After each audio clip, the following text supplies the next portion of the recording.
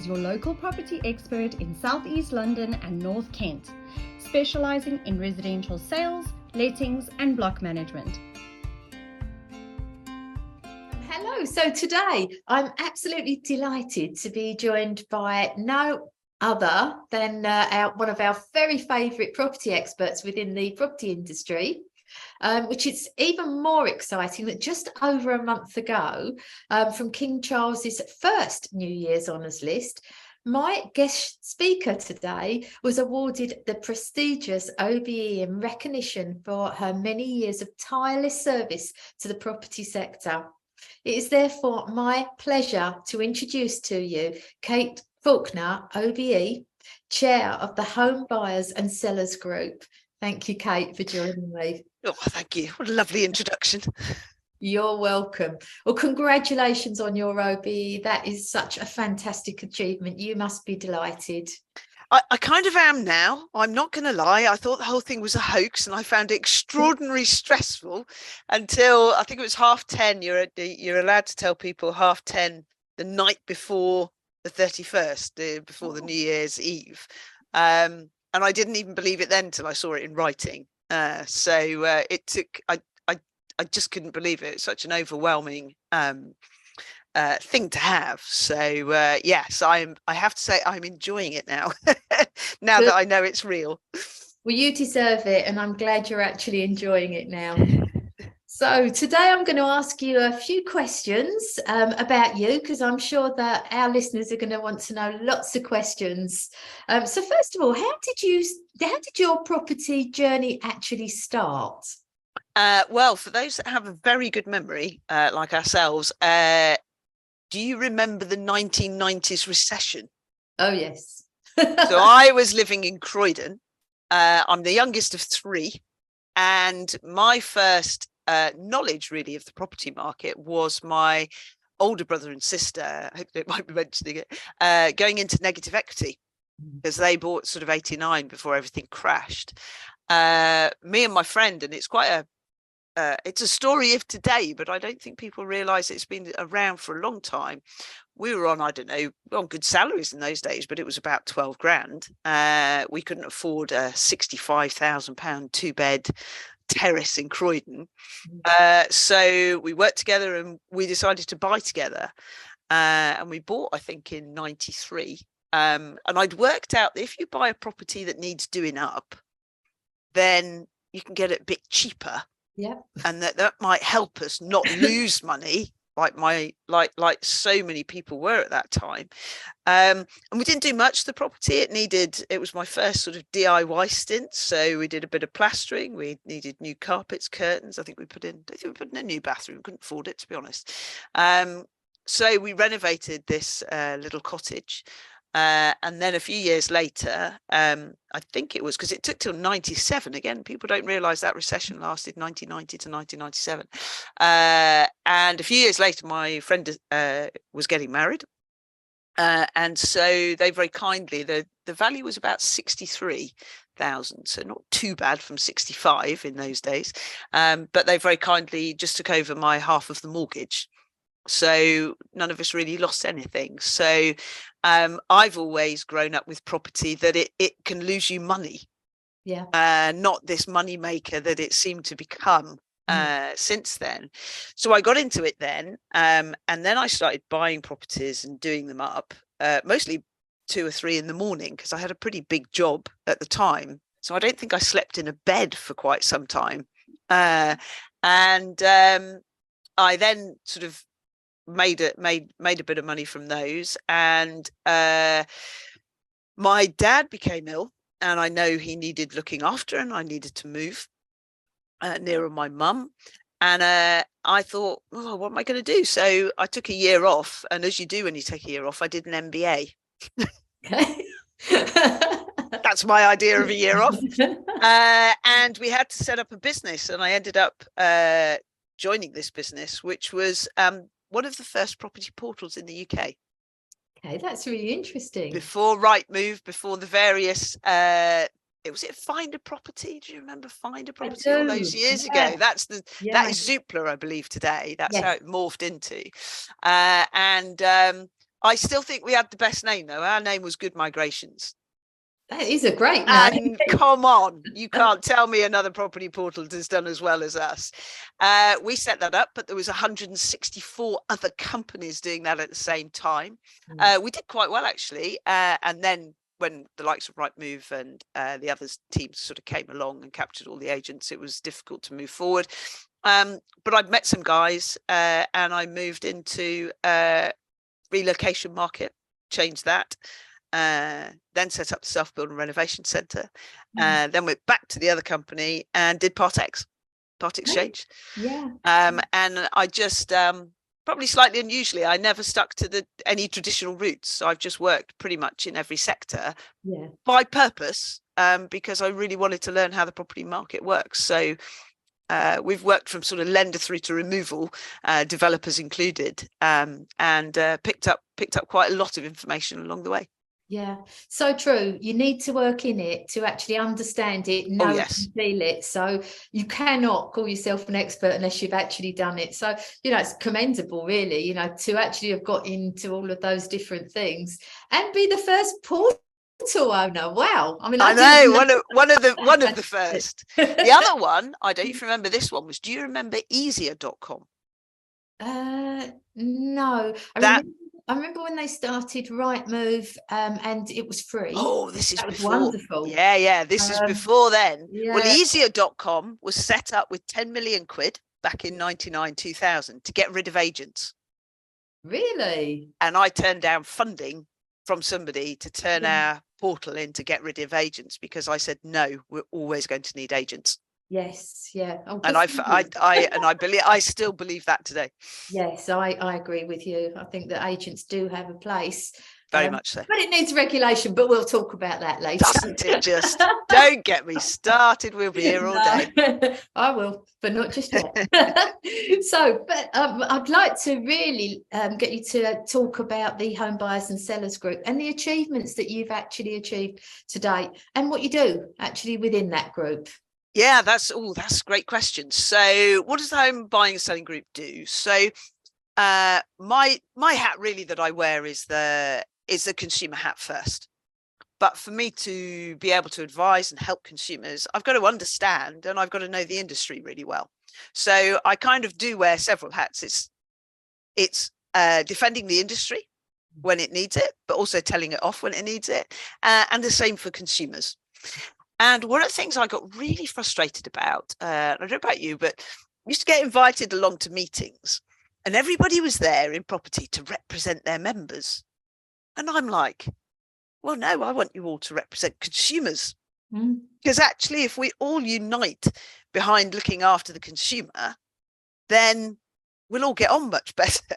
Because it's not always the best industry for getting on with each other.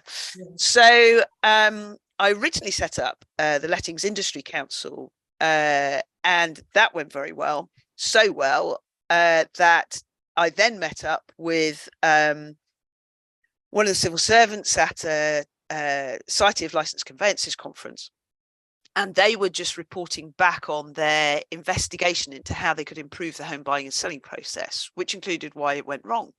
I sort of said, well, would you like a group of industry experts to help? And that's how it started. But the rule was, even the government, everybody in that room leaves their own commercial agenda at the door. And when you go in, you're not representing your members. You are there because I know and everybody else knows you can help us improve buying and selling.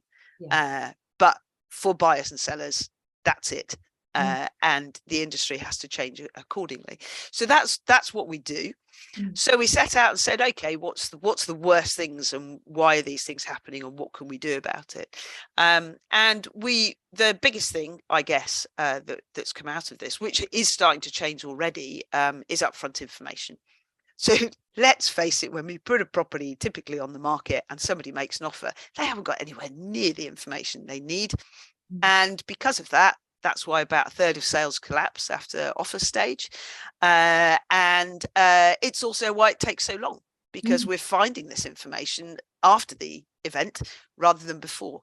So we're doing huge amounts of work around that.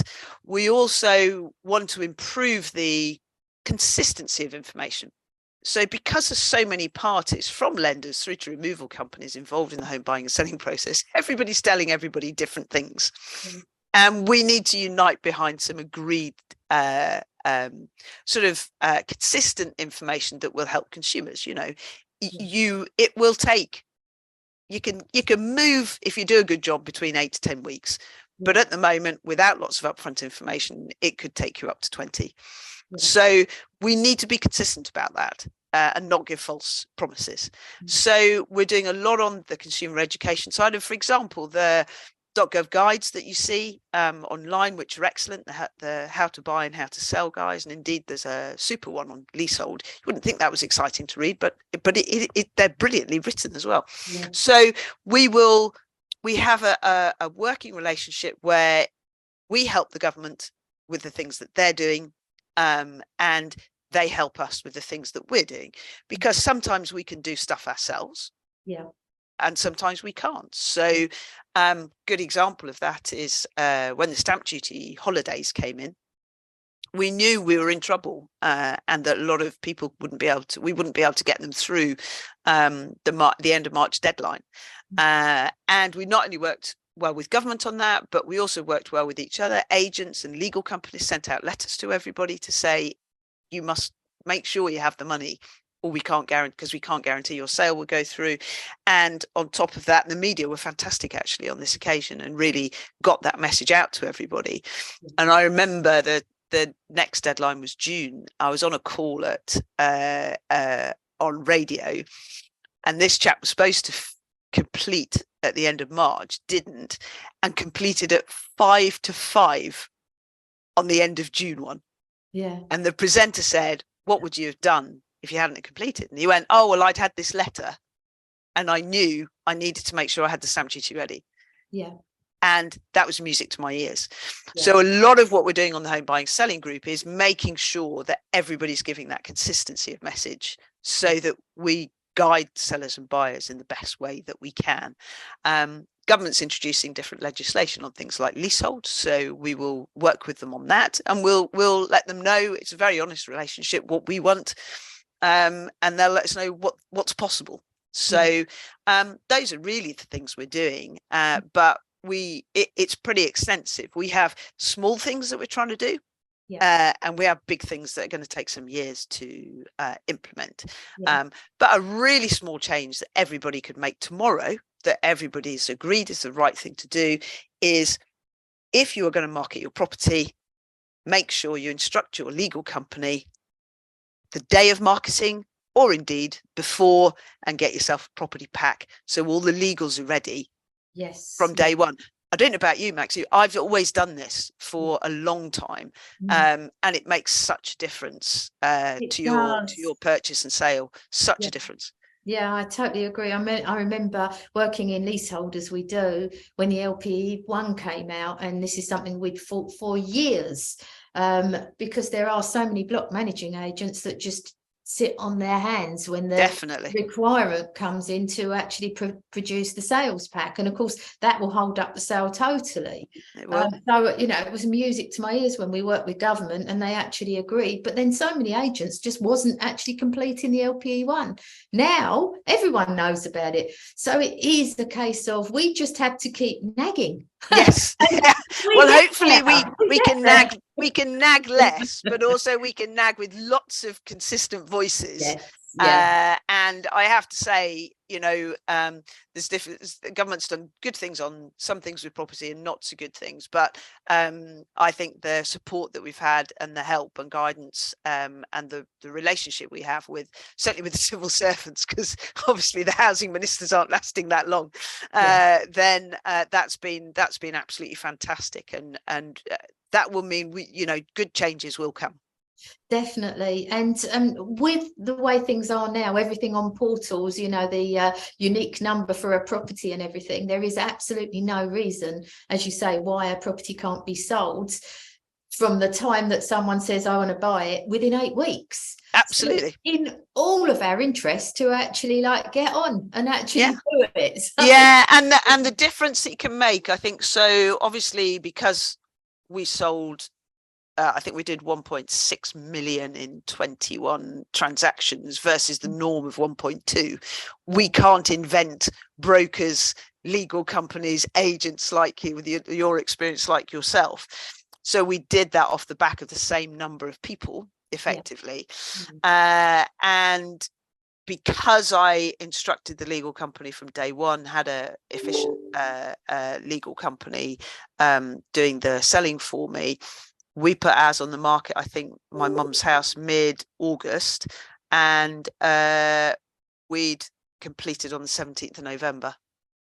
That's and good. That was pretty good in that market. So it just shows you the difference, and the stress goes away, particularly if you're buying and selling. If you do your legals first as a seller, then you don't have to worry about, then all you have to worry about is the legals of the property you're buying. So it takes masses and masses of pressure off. Big change. Right. And if your agent's a good agent, then they will actually be nagging to make sure that the other side's done it as well. So yes, much needed. It can. Yeah, but it needs everybody to do it. Absolutely. And that's what the home buying selling group's job is to make sure that everybody's on board with all of the changes, so that we get the right training in place and the right, as I say, consistent messaging to the industry as well as consumers. That's the way we'll make change, and that's the work we're really doing. And I'm absolutely certain that you will get there with your ambition on that.